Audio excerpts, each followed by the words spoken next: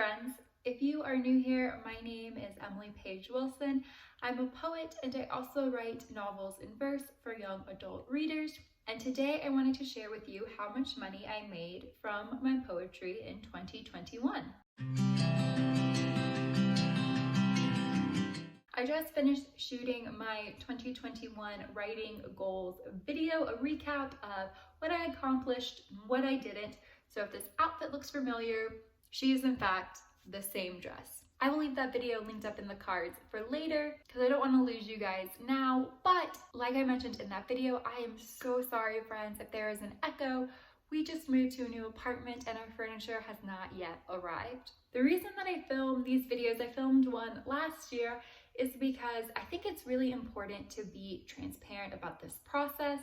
I know some people on AuthorTube who are making much more money than I'm making will talk about their income, their author income in terms of percentages, which I think is also a super helpful tool because it lets you see a breakdown of one, how important in-person readings are, kind of what you can expect from royalties, where I currently am in my life and in my writing process. I'm okay being really transparent with the numbers. If and when my young adult novel in verse sells, and then we start talking about royalties and advances and things like that, maybe it will change. I'm not sure yet, but for now, I'll just jump into the numbers with you guys, in case you're curious. Because when people say they don't go into poetry for the money, I mean, they're telling the truth. Because I did not have a collection come out this year, my poetry income took a dive. It's only about half of what it was last year. So in total, I made $593.81 this year. And I'm gonna go backwards actually, or I'm gonna go in reverse. Not chronological order. I'm gonna go in descending order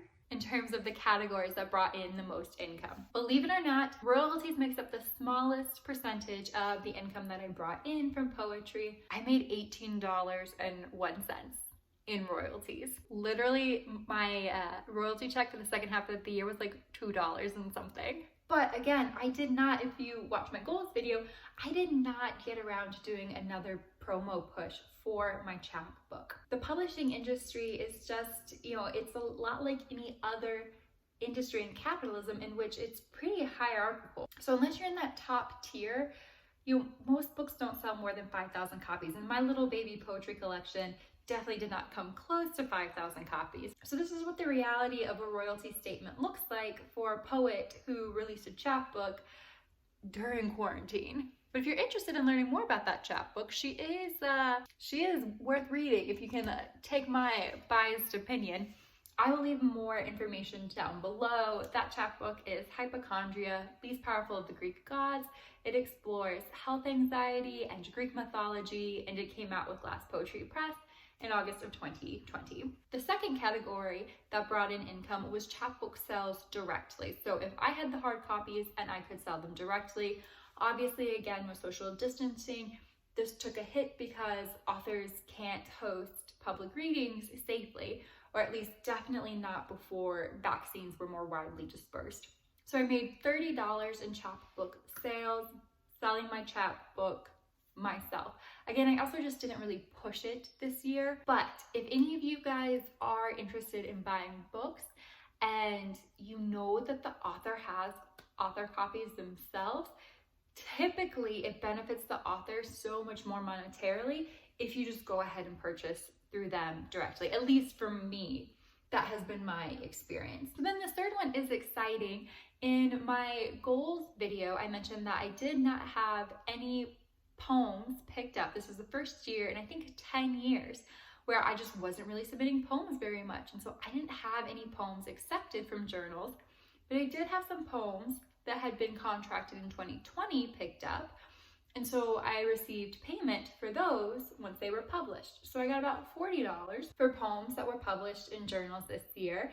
And let me see if I can leave some links down below for those poems. And my favorite things to do when I get unexpected poetry checks, because typically your poems have been accepted so much earlier into the future than when they actually get published that you forget you're getting a check. So I really like to just go buy a bouquet of flowers and put them at the kitchen table. That's what I like to do with poetry money. And then literally 85%, the biggest category is, if you guys guessed it.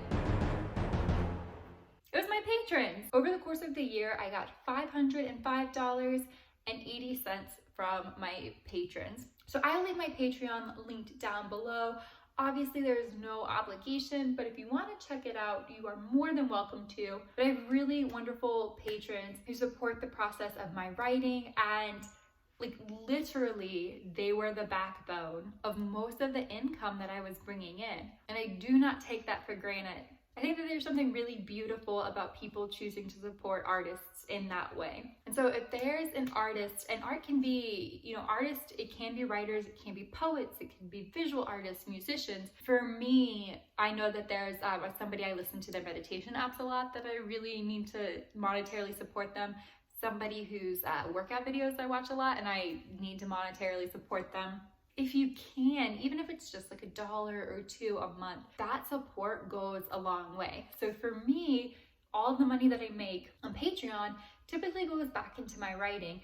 So it's for submission fees, particularly when I send poetry collections out, or journal fees, contest fees. And also sometimes just a nice fancy latte when I want to go spend a few hours on a Saturday in a cafe. I'm also shooting a writing blog exploring different cafes in Asheville and which ones I like to write in. So if you know of good ones, let me know, and you might see them in the vlog. But just a huge thank you to my patrons on Patreon, Maggie and Bailey and Alex and Eli and Jan. The support just means so much, because you always have people on the other side of the internet rooting for you and investing in you, even when you don't feel like investing in yourself and the process sometimes. So just to recap, like I said, in total, I earned $593.81 from my writing this year, which is less than last year. But again, last year I had a collection come out. That was not the case this year. But give this video a thumbs up if you liked it, if you found this information helpful. As of now, I intend to keep shooting these videos every year because I am always just really curious about it myself. If you have any questions, again, I'm by no means an expert, but if you have any questions about the publishing process, if you have any questions about hosting a writing Patreon, feel free to leave them down in the comments below. Dimitri Reyes on his poetry channel also has, I think, some good videos. He does a lot of cool community workshop writing stuff on his Patreon, and his channel's down below on my home page in the featured videos or featured channels, because I think he's really awesome. But if you have any questions, or if you found something that was really fruitful for you this year in terms of bringing in income with your poetry or your writing, and you want to share it down below, I'd love to read all about that as well.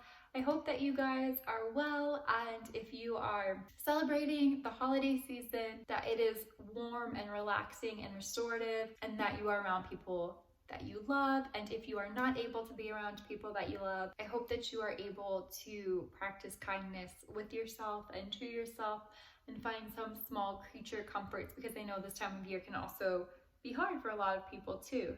Just sending some love out there to all you guys. All these wrap-up videos kind of come out near the end of the year, and I love watching them, and I hope that you guys enjoyed watching this. Be sure to like and subscribe, and I will see you guys next time, hopefully with a cute little reading or writing nook as a background and not echoey feedback. I'll see you next time.